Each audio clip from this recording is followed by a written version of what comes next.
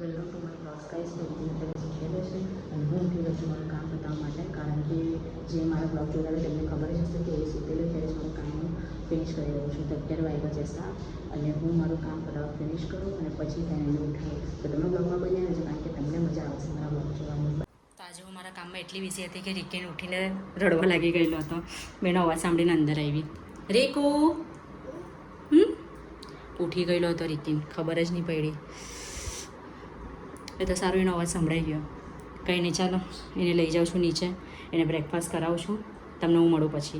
તમે માનશો નહીં, પણ આજે એટલો વરસાદ છે ને કે વરસાદ પડે એટલે રિકિનભાઈને તો નહીં ગમે, કારણ કે બહાર રાઉન્ડ મારવા નહીં જવાય ને, ઘરમાં ને ઘરમાં ગોંધાઈ રહેવું પડે, એટલે એને તો બહુ જ કંટાળો આવે.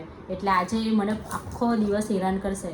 તમે બ્લોગમાં બન્યા રહેજો, હું તમને લાસ્ટ એન્ડ સુધી આજે બતાવવાની છું કે રિકિન મને કેટલું હેરાન કરે. જમવામાં જોઈ શકો છો. આજો રિકિન, ટંગ બતાવી દે. ટંગ કા છે તારી ગંદી ગંદી ટંગ, બ્રશ વગરની ટંગ. જો તો તમે બ્લોગમાં એન્ડ સુધી બન્યા રહેજો, હું તમને એન્ડ સુધી બતાવવાની છું આજે. તમે રિકિનના ચાચુ ગયા એટલે રિકિન કહે છે કે ચાચુ ગયા. આ એના બે ભાઈ જમી રહ્યા છે, પેલો એને ડિસ્ટર્બ કરી રહ્યો છે રિકિન.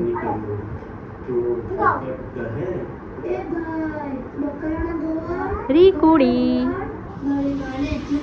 એ લોકો છે ને બધા વાર્તા જોઈ છે પોપટની. ભાઈ તમને લોકોને ગમે છે આ વાર્તા? ગમે. કેન્ડી ક્રશ રમવાનો છે? હા તો આવજો તમે લોકો આજે રમવા, હે ને? રિકિન જો તમે કાલે જ ઘરેથી આવી છું, તમે મારા મિની બ્લોગમાં તો જોયું જ હશે, પણ આજે મને બહુ જ કંટાળો આવે છે. બહુ જ બોરિંગ દિવસ લાગે છે, ટાઈમ જતો જ નથી એવું લાગે છે. તમારી સાથે પણ આવું થાય? તમે ઘરેથી આવો પછી? મારી સાથે તો ભાઈ આવું જ થાય છે. મને એટલો કંટાળો આવે છે ને કે એમ શું કરું, મેં સમજ નથી પડતી, કંઈ ખબર જ નહીં પડતી. બહુ જ બોરિંગ લાગે છે. કંઈ નહીં, હું આવી ગઈ છું રિકિને છોડાવવા, અને એના ભાઈ લોકો છે એટલે આપી દે દેવું. જો તમે જોઈ શકો છો, રાયડાને બેડ ઉપર મૂકી દીધી છે. આવું ને આવું છે. એમાં શું થયું, મેં ઉપર આવીને તો મેં તમને કીધેલું હતું કે મારું જોઈન્ટ ફેમિલી છે મારું, તો પાછળના દરવાજાથી આ લોકો બે અંદર આવી ગયા છે. આપી દે, વાંધો ને, એ નહીં જશે અંદર. તો હું તમને છે ને એકચ્યુઅલી મારી મમ્મી બનવાની જર્ની હું કહેવાની છું.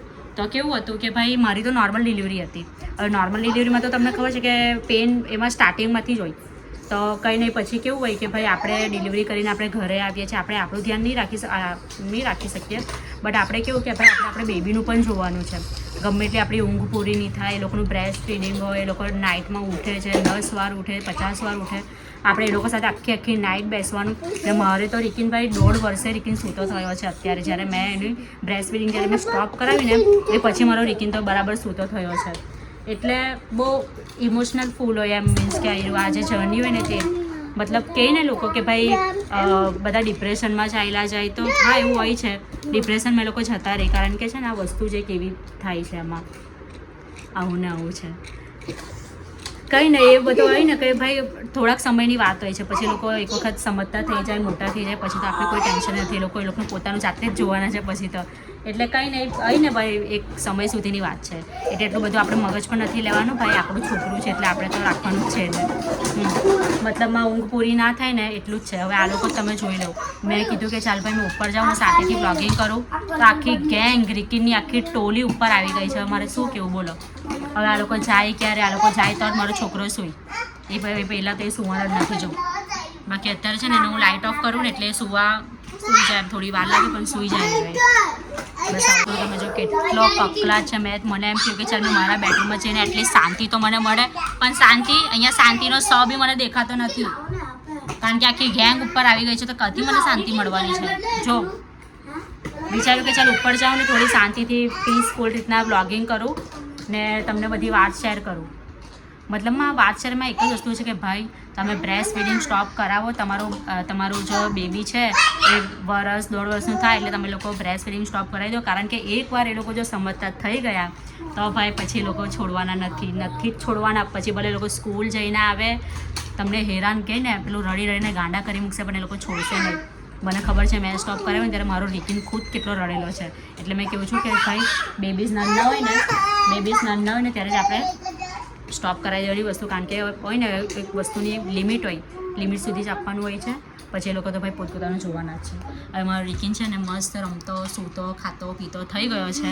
હેરાન કરે, બહુ હેરાન કરે. અત્યારે મેં રહેવા ગયેલી હતી મારી મમ્મીના ઘરે 1 દિવસ માટે, તો એટલું હેરાન કરી છે મને, એટલું હેરાન કરી છે મને કે તમે પૂછો નહીં વાત.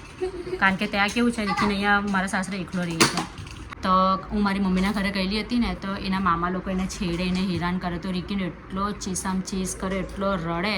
કારણ કે એને કેવું છે કે કોઈને ટચ કરે, કોઈને ઉચકે મૂકે ને તો એને ગમે નહીં. હવે કોઈ બી એને કહે કે ચાલ રિકિન, તે મોઢા પર એમ જ કહેશે ના મારે નથી આવું, એ મોઢા પર કહી દે ના, એમ જ કહી દે. તમે લોકો કોઈ બી એમ કહે ને ભાઈ, અમુક છોકરા કહેવાય કે લે ભાઈ તને ચોકલેટ આપો, અમુક છોકરા કહેવાય કે ભાઈ આપણે એમ કહીએ ને કે લે તને ચોકલેટ આપું ચાલે જગ્યા પર, તો એ ફટ્ટે એકને ચાલ્યું છે. જ્યારે મારી રિકિનને એવી આદત નથી. તમે ચોકલેટ બી કહેશો ને તો બી અજાણ્યા વ્યક્તિ પાસે તો નીચે, એટલું તો મેં એને શીખવાડ્યું છે. ને ખાસે બી કોઈના હાથથી નહીં ખાય કે ભાઈ ચાલ આ તને ગમતી વસ્તુ આપી તો ખાઈ લે, એવું કંઈ જ નથી એનું. એટલું મને સારું છે કે એટલામાં એ વાત માને છે મારી. એકચ્યુઅલી આ છે ને, આ 2 જણા મારી જેઠાણીના છોકરાઓ છે આ, એટલે એ 2 આવે ને એટલે મારા છોકરાની ધમાલ એટલી વધી ગઈ છે. અત્યારે આટલા શાંત બેઠા છે, એમને મેં બેઠા, મેં એ લોકોને ખીજવાઈ છું. કારણ કે એ લોકો એટલું હેરાન કરે છે ને કે મારું રિકિન ચીસામ ચીસ કરે ને એ અડ્ડાય ને એટલે મારે તો મગજના તાર ઉડી જાય ભાઈ, બિલકુલ બી.